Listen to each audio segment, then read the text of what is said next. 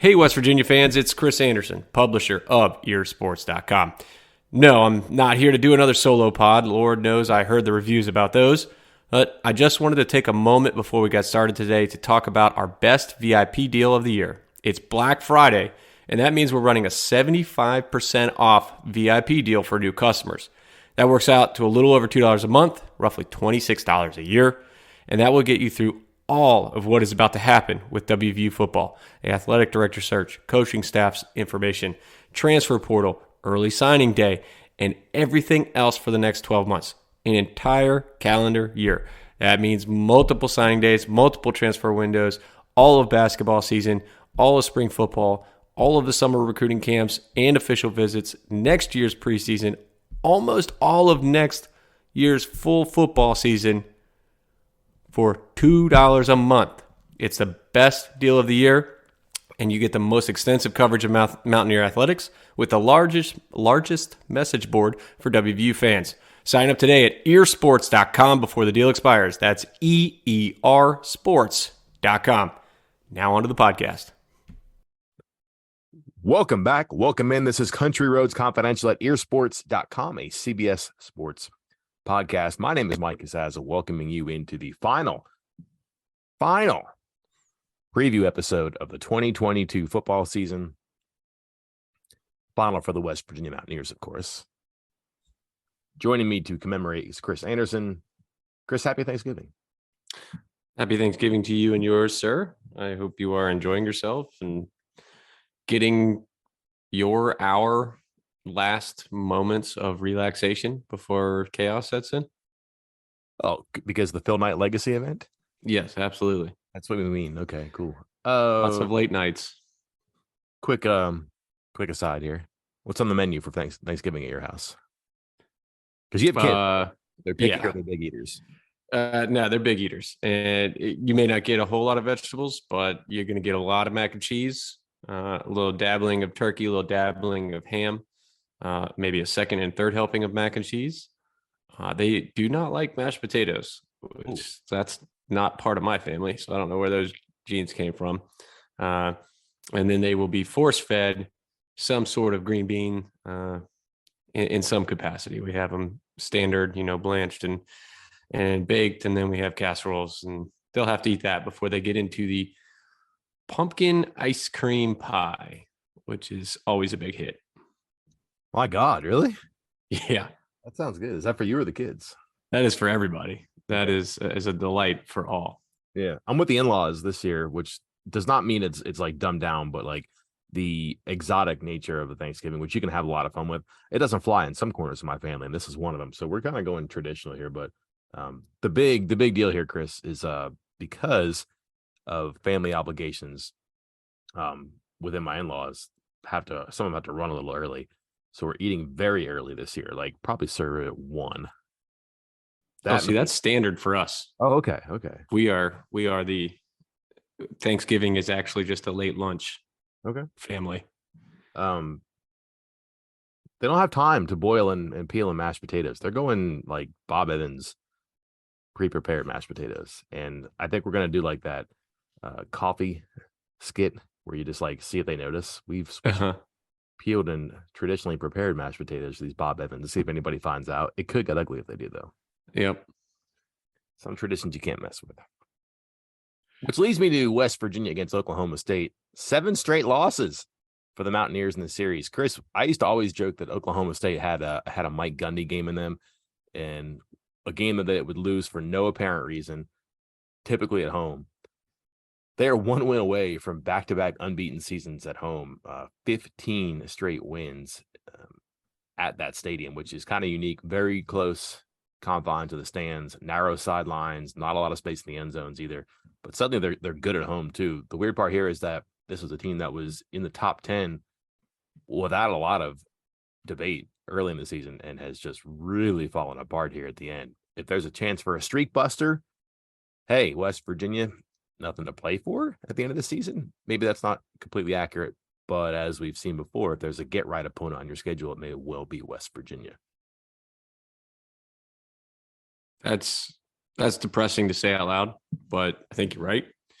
I think as we're going to talk about some of this and some of these matchups, we're going to find I found that this is one of those games where the strengths for one team or maybe the weaknesses for one team can't be exploited by the other team because that's the other team's weakness too.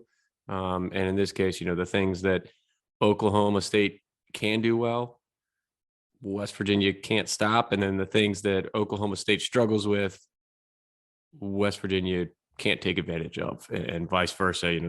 There's some opportunity here for both teams to kind of have a nice day, if you will, in this season-ending matchup, which brings just, I think, a lot of other variables.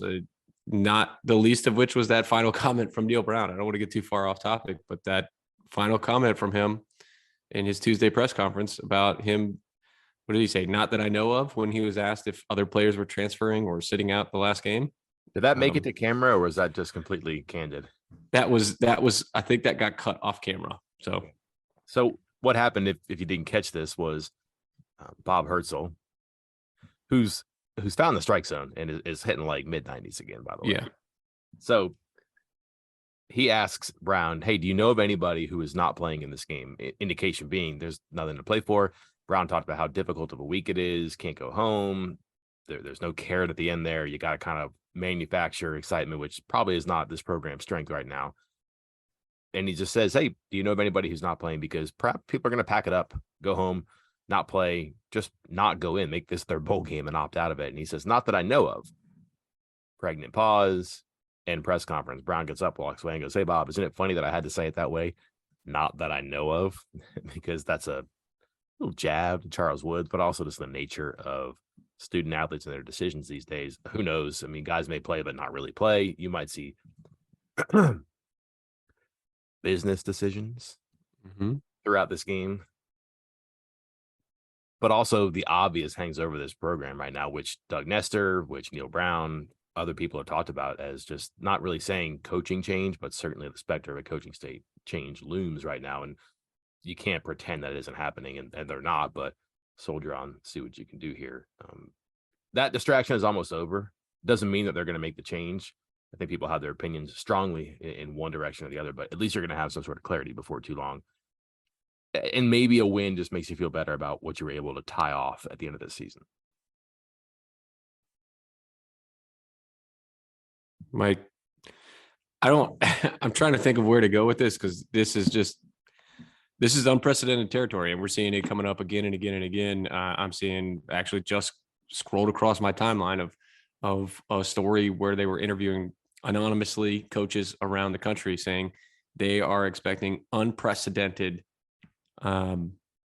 entries into the transfer portal, guys that have no business even going in there, but everybody's going to go in there and sample it. You and I talked about, hey, it makes sense that a lot of players from West Virginia might go in there and sample it. You don't know who's going to be coached. You don't know your position coach, none of that stuff. Like, there could be so many changes. It could be a completely different offense, completely different defense. They could bring in their own guys off the transfer portal. Who knows? But it's just going to be that way across the board, no matter what, because people are simply just going to enter the portal and say, hey, give me your best offer. What do you got?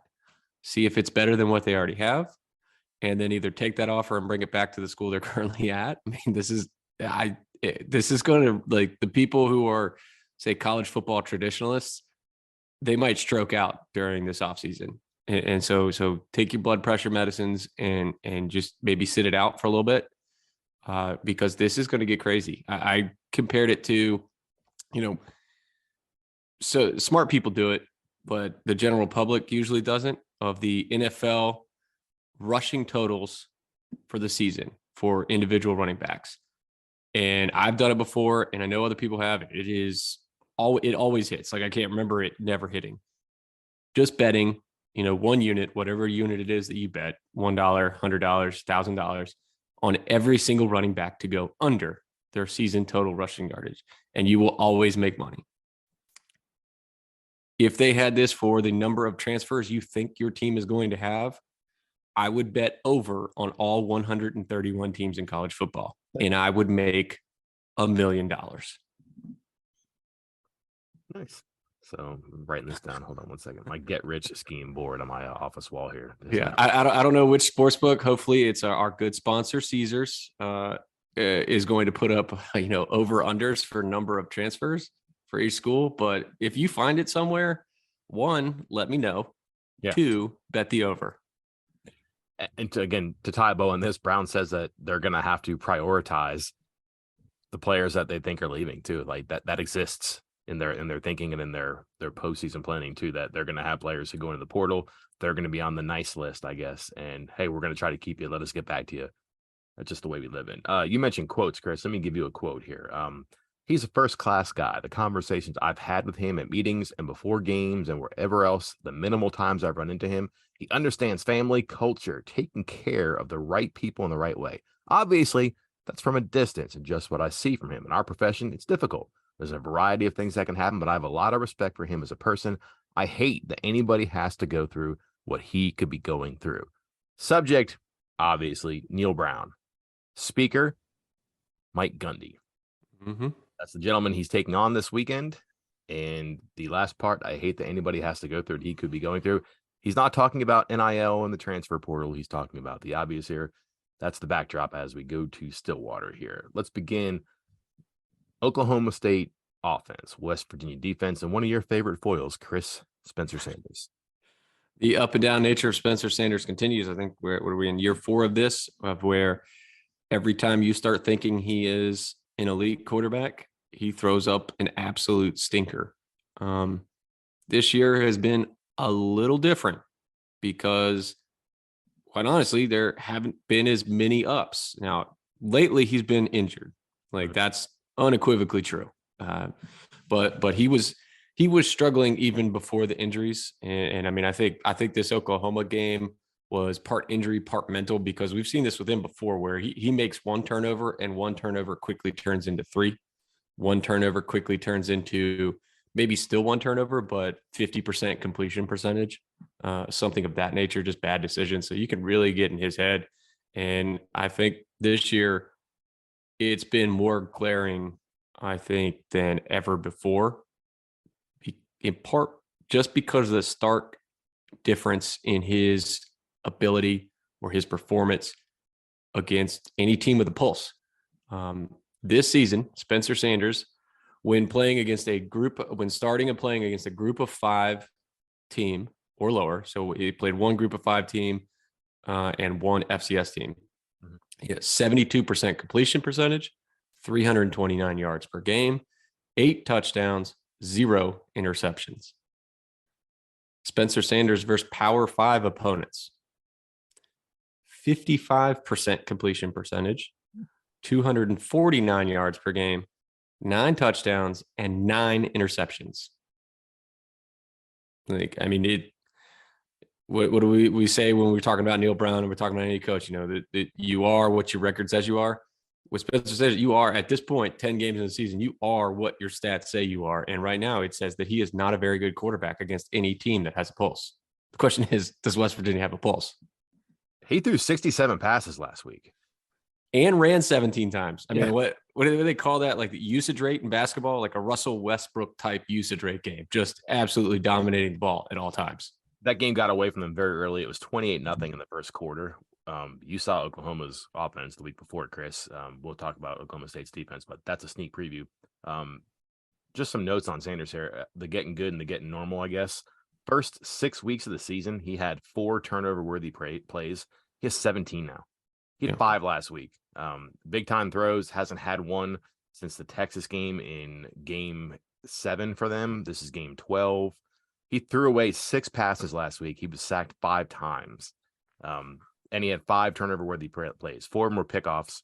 1 was another one. But that's a number of passes there that are not productive for you, too. And, again, completion percentage, 36 of 67, threw for 381, 1 touchdown, 4 picks. Ran a lot, had to run a lot. And, again, we saw Oklahoma State's defense, and it did a number on Oklahoma State's.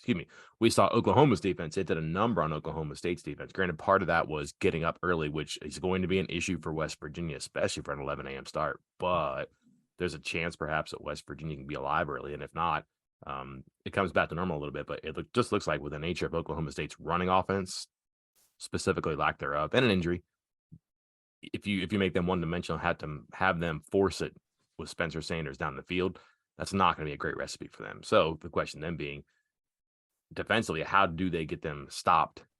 Where do they aim? What do they look for just to get West Virginia's defense going and give the offense a chance to be good against kind of a slipping defense for Oklahoma State too. So starting, I guess, long story short, Chris, how does West Virginia's defense throw up that brick wall? So our Texas site pokes a little fun at me because I did a video podcast preview with them way back when West Virginia was about to play Texas. And in that video pod, I kind of stepped back from my microphone and said, put a big flashing neon light over West Virginia's secondary and those safeties, and Texas is going to attack them. Ended up being correct. It's not like I was going out on a limb with that one, but I would like to do the same thing. A little clip of that of me making the big neon light sign and pointing at their left side of their offensive line, and specifically their starting left guard, Taylor Materko. He got absolutely brutalized in this Oklahoma game last week, allowing 11 pressures in a game, which, you might think, hey, it's just one bad day. But that puts him up to 40 for the season, which is 10 more than any other interior lineman in the entire Big 12 conference. And he now has more than any interior offensive lineman in the entire Power Five. I don't want to go so far as to say he is a revolving door, but it is very hard. It is very rare for an interior offensive lineman to have that many pressures allowed in a season. And, is that where West Virginia gets the most of their pressure? Right up the middle? Not really. That's not Jordan Jefferson's, forte. That's not Mike Lockhart's forte, but they can get pushed. But you also see Dante Stills line up in that kind of like 3 technique look, not all the way out on the edge. It might be lining up across him. So look for West Virginia to try to really get some pressure points in between maybe that left guard and left tackle spot, because Materko he's got that neon flashing light over top of him. Number 2 on the offensive line, on the offense, and snaps played too. So big numbers game too. Yeah, he's been out there. He'll be out there too. Their rushing offense, 100 in the country, 127.3 yards per game. Chris, they've had one game where a player had 100 yards rushing. Wow. So that's not their strength. Not potent, not efficient. It just, all the metrics there doesn't lack, which is crazy because they've had really across several years now some of the best running backs and running performances in the Big 12. When Sanders can't do play action and can't take the eyes off the receivers into the backfield a little bit, give him an advantage, he's just not as good there too. So that's been a problem. On top of that, 16 interceptions this year for the offense. Some of that's quarterback play, some Sanders, some not. They've had to use some different guys. Just not very great on offense there too. Why is the offense not potent at all? Their yards per play, their explosives are average and worse. We're not used to that. They know they have problems offensively. Some of it is quarterback, but again, that's a veteran quarterback. You would think that replacements could mimic. They're not, especially when it's a bad level of play. They haven't been able to mimic it. It hasn't been very good. That's why they've lost some games too. But just they don't have the game breakers at receiver either, it seems. No, I was going to say, you always felt like whatever up and down you had from Sanders, you could rely on a running back for them to churn out 150 yards. I mean, I remember, they have like an All-American running back who was just out, and then all of a sudden it was like, hey, this other guy, he's also great and ran for 200 yards. Here, that guy's out. Here's another one. He's running for 150. No problem. And they always had a wide receiver who could, with like an errant Sanders throw, leap up, grab it, bring it in, and all of a sudden it's a 15-yard gain instead of just a ball sailing into the sidelines. And it doesn't feel like they have that receiver, and it certainly doesn't feel like they have that running back right now. Mm-hmm. Dominic Richardson is their running back, 543 yards, 3.64 yards per carry. But again, a lot of his damage is done in the second game of the season, 131 yards against Arizona State. Had a great line against Texas, 13 carries, 24 yards, 3 touchdowns. He's missed 2 of the last 4 games, did not play Saturday. If he doesn't play, and if Sanders is out there probably trying to preserve himself, you're looking at 2 true freshmen to run the ball. And then combined this season, they have 74 carries for fewer than 300 yards, 1 touchdown, about 3 yards a carry there. Not very potent. And again, not great offensive line play. Problem is they don't have those killer receivers anymore either. They were really hopeful that a guy like Brennan Presley could do well. John Paul Richardson ended last season kind of an explosive player. Hasn't really happened. They've always had a guy who was big and could get position and just work on you.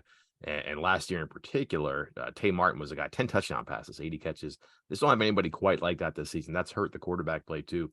And again, surprising to me because that's been something they've been good at, plug and play kind of a thing where system players develop and go, but just some issues here. Another Gundy quote, if you don't mind. Go for it. Talking about his offense here. And again, at the end of the season, we're 12 games into this just about now. And he's been known for offense forever. His offense is basically what Dana Holgerson's offense was when he brought Holgerson in the 2010 season and just hasn't really changed it there. Talking about the offense and what he can do. I got a lot of notes in my office, and there's maybe a couple things that maybe we need to do differently than what we've done over the last 15 years schematically, but not a lot. As most offenses, as we know, are going to live and die with their quarterback. They're going to live and die with a game breaker, a wide out and running back. He's talking about what he can change in the offense the last 15 years. That offense hasn't changed really, right?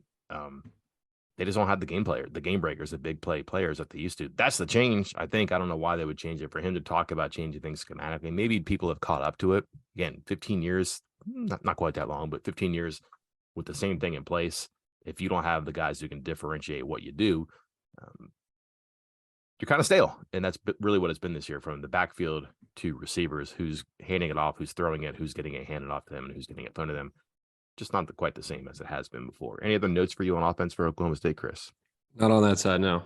No tight ends really have a threat this year, too. West Virginia has slowly been beaten by tight ends this week of the season, including last week. Kansas State just found some things where, as teams have done, you motion guys over to one side, you overload one side. If you're going to play a zone like West Virginia, you flood that zone and you make them chase and make decisions, and all of a sudden that tight end gets wide open. And that's been deadly for a while. I would not discount the tight ends doing something for Oklahoma State. That's been a weapon of theirs for years. So why not do it against West Virginia? Flip the ball. Not a lot better news for Oklahoma State. Injuries have really added up here, especially up front. But yet, Chris, they have one of the more disruptive defensive lines going. Yeah, their issue hasn't been defensive line. I mean, I think I don't know, maybe it's a repressed memory, but for the last memory of Oklahoma State was that defensive line just absolutely dominating West Virginia last season, to the point that I can't even remember how few yards West Virginia had, but it was one of the worst offensive performance statistically, and just with your own eyes seeing it in decades. I mean, it was a masterclass from Oklahoma State, an atrocity from West Virginia, but it's probably not. It's not because the defensive line is bad. You look at their stats and what they're doing. You look at their PFF grades and where they play, and it's just, I'm looking at their PFF defensive grades right now. Their top players: defensive lineman, defensive lineman, defensive lineman, defensive lineman. Those are top 4. They have talent up there. It's just now, like you said, at this point, who's going to be healthy to play on that defensive front? Going to Football Outsiders for some help on this one here, talking about just some metrics that are kind of important. What they call opportunity rate, which is runs you surrender 4 or more yards. Power rate, 3rd and 4th down with 2 or fewer yards to go. Oklahoma State opportunity rate, 19 in the country. So 42% of the carries, fewer than 4 yards. Pretty good. And then when it's short yardage, number 1 in the country, Chris. True. 36.4. So a 3rd or 4th down where you need 1 or 2 yards, they're winning 65% of the time almost. That's problematic for West Virginia. And then number 5 in the country as well in stuff rate, which I did not explain, but you can imagine what that means when the running back is stopped at or behind the line of scrimmage. Number 5 in the country. West Virginia famously can't get a ball across the marker in a QB sneak last week, but has been okay in short yardage stuff. We'll see how much Jalen Anderson gets this week. Chris, were you surprised by the Jalen Anderson monologue submitted by Graham Harrell on Tuesday. Has not. I mean, he has always been, I think, and we've reported on this before. I mean, I think, initially his Anderson's, delay in enrollment was something, you broke the news on it and we followed up on it multiple times of, it was in the classroom. And I've heard that reasons that he wasn't seeing the field were not related to performance during 11 on 11 or in scrimmages or even game prep. It was just actually getting ready, just not going through practice, not showing up to weightlifting stuff, and just trying to do all the things that come with being a football player, not pulling an Allen Iverson, if you will. We're talking about practice here. So the talent has always been there. And I think the more opportunities he gets, the more he's going to be able to show that he is an elite player, an elite running back for West Virginia. Story up on the website on Wednesday about Anderson's season. But again, I really had to truncate Graham Harrell's praise. It was lengthy for a guy who can go on and on about some stuff. When he gets into a passion topic, he'll go. That was just more of like a let's see what we have here question. I think I asked it, actually. That's how I know it was a let's see what we have here question now that I think of it. But I was just curious what he thought of him. And then just the soft hands, how he could become an elusive runner who pulls away from you, but also gets behind his pads and goes downhill.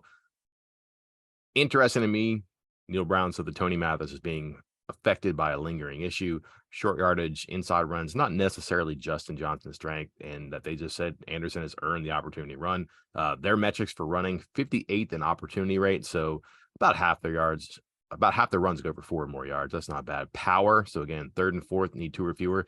They're 66 in the country. Stuff rate, number 63. So again, average numbers, mediocre performance. That's not a surprise for West Virginia across the board this season here, but right into the teeth of what Oklahoma State's defense does very well. And again, they don't have Trace Ford. Doesn't look like he'll play. That's a pretty productive player across time. Tyler Lacey, again, pretty productive player across time. They do have some problem causers up front, though. Guys who have given West Virginia issues before. Match this up, Chris. The offensive line has played pretty well. Wyatt Milam, a lot of praise for his performance against Kansas State's outside pass rush last week. Doug Nestor has played well. Zach Frazier, very steady. Left guard, right tackle, I don't want to mention their names because no one's really mentioned their names lately, which is perfectly fine. You don't mind anonymity on your offensive line. So they have to play well, obviously, against maybe the strength of this West Virginia opponent. Where are we looking for matchups here? Who versus who up front? Well, I want to say, because my focus is almost on it's not up front, but this front 7, maybe, but that second line, because you got to clear that space in the middle. It is like, you want to talk about where's the blame when something goes wrong, or who gets the credit when something goes right. And the answer is, especially when you talk to coaches, it's everything. I mean, you saw it with Neil Brown when somebody asked, hey, you've had success, or at least somewhat success, with each of your 4 running backs this season. Who's the credit for it? Chad Scott, running backs coach, offensive line, some block from the tight ends, and each of the running backs individually. You look at Oklahoma State's defense, and you just rattled off some amazing stats for that front 4. Mm-hmm. Just amazing running stats for that front 4. And then you wonder, wait, so why is it that Oklahoma State ranks, 120th in rush defense or rush yards allowed per game? Why have they allowed almost 7 yards per run, or over 6 yards per run, in 5 of their last 6 games? Why are teams running for 200 some yards and 2 touchdowns in 5 of their last 6 games? It's not the defensive line. It's the second level. It's those linebackers. It's the other guys in the box. So I think if West Virginia can find some way to, you're going to have 5 offensive linemen, 4 defensive linemen, to just body them up. You don't even have to pancake them. Just keep them occupied long enough to let West Virginia's running backs just get to that second level, or force the second level to come up. That's when I think West Virginia is going to be successful, because Oklahoma State's linebackers are terrible. And I can talk about that more in a second if you want to go back to the defensive line. But that That's what West Virginia just has to occupy the defensive line to get the running backs to the linebackers. Yeah, they were not a problem defensively against the run early on. They started to bend in the middle of the season. TCU, again, great running team. That's a 43-40 game, but TCU got points because they ran for 224 yards, 5 yards a pop. 41-34, a win over Texas. So again, a lot of points for Texas. They ran for 204 yards, 6.4 yards a carry. Then it begins to break. Kansas State, 5.4 yards a carry, 199 yards. And Kansas State used the golf cart offense in the second half of that game. Just came out, got 10 points, and got out of there. Wasn't a big deal. Kansas, 351 yards, Chris. Now, granted, differentiate that because Kansas' offense is so weird. Then you get the Iowa State get-right game, 59 yards rushing. Oklahoma last week, curious to me, got off to a great start, 3 touchdown passes in the first quarter. They kind of controlled the game a little bit by being able to run the ball. 175 yards, 5.2 yards a carry. To your point, though, yeah, they're again average to below average overall. They've taken some heavy damage lately.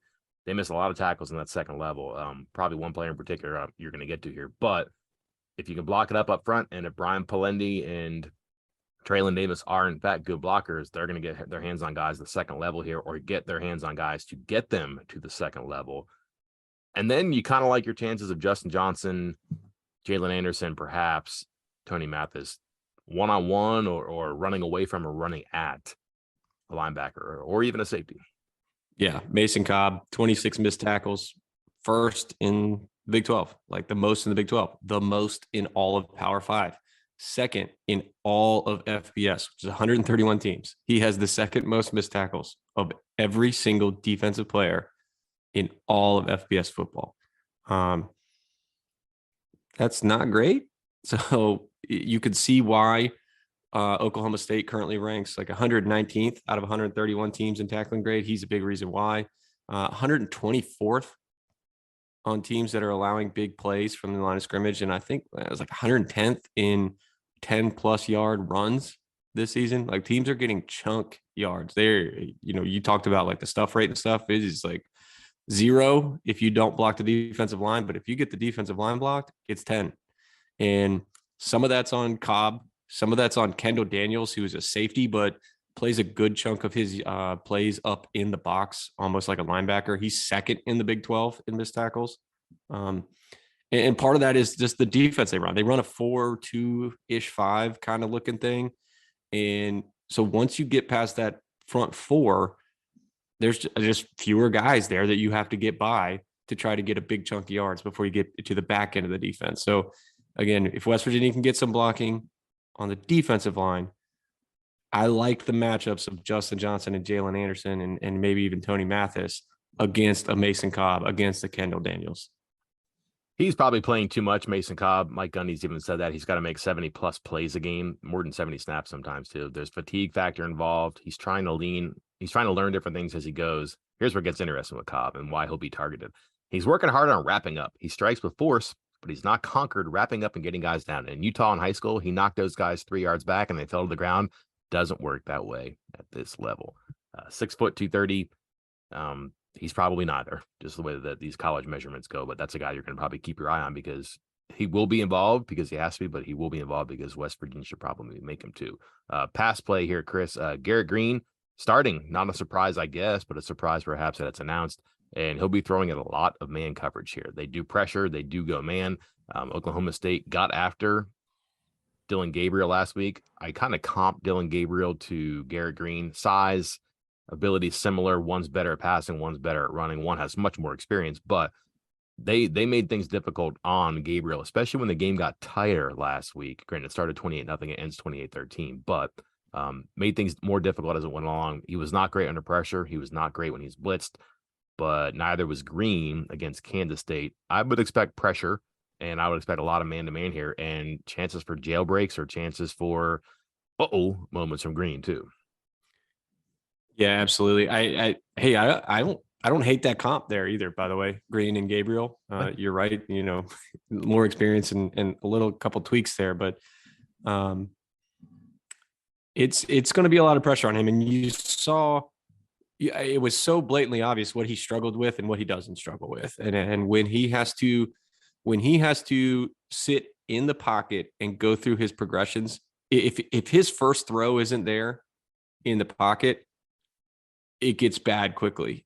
And sometimes it gets bad, but then turns back good. And by that, I mean, he doesn't get his first read and he just panics and starts running, which is not what you're taught. But sometimes that's okay when you are a running quarterback.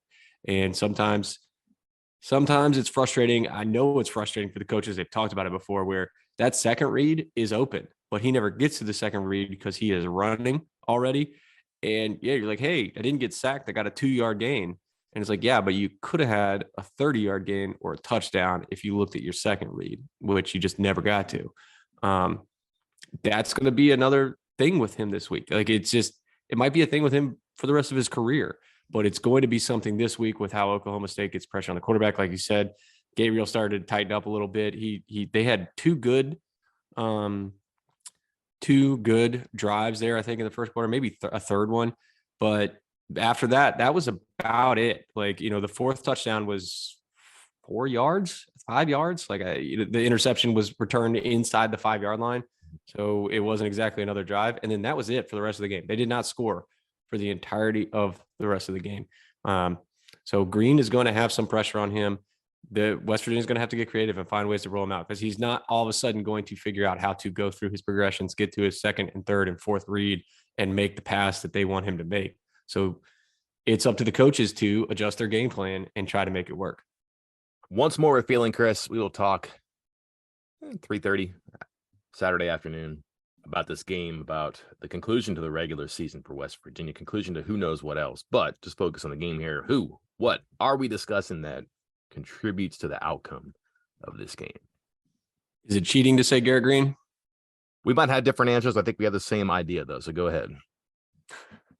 I think it's Garrett Green. I think it's going to be the mistakes he does or does not make. And that's what we're going to be talking about because, as you noted, Oklahoma State's going to get pressure. And I want to see how he responds to that pressure. Is he going to be able to respond by not turning the ball over? Is he going to be able to respond by getting those 4-yard gains or looking at his second and third read and getting chunk plays?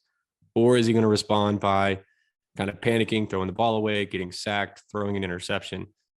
We saw that early in the most recent game against Kansas State. Curious if he makes some adjustments heading into this week. Again, you can't change the entire offense, you can't change an entire player, but you can make some tweaks week to week, and I want to see what he changes. Once again, Chris, you've stolen my answer. Once again, you've gotten the answer right.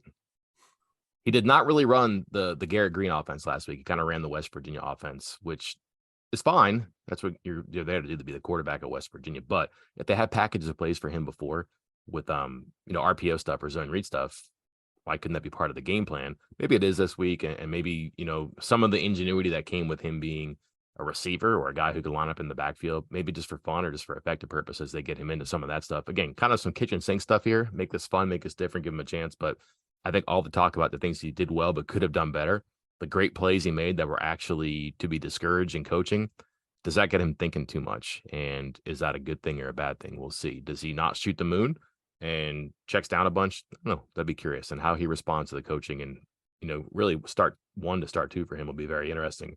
I'm going to pick, Chris, something a little bit different, though. There'd be like moments in this game where a lot of things are defined. And if West Virginia can't get to a bowl game, it can end a lengthy winning streak for the home team. It can end a lengthy losing streak for the visitors in the series. They're just going to have to win those moments and prove it. And that's going to be hard. We mentioned at the beginning of the week, and certainly Neil Brown talked about it Tuesday. This is a hard week for myriad reasons. And I think you put it well.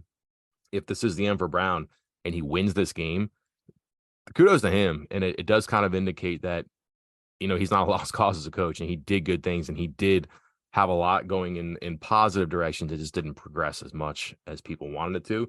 But for him to be able to win at the end of the season that at the very least is not going anywhere overall, and perhaps it's not going where he wants it to be in the ultimate outcome, it would be a good thing for him if he put the cherry on top of this the way he wants to and the way his players may want to send him out. But there are going to be instances where they're going to have to really earn it and prove that they want to do it and they can do it.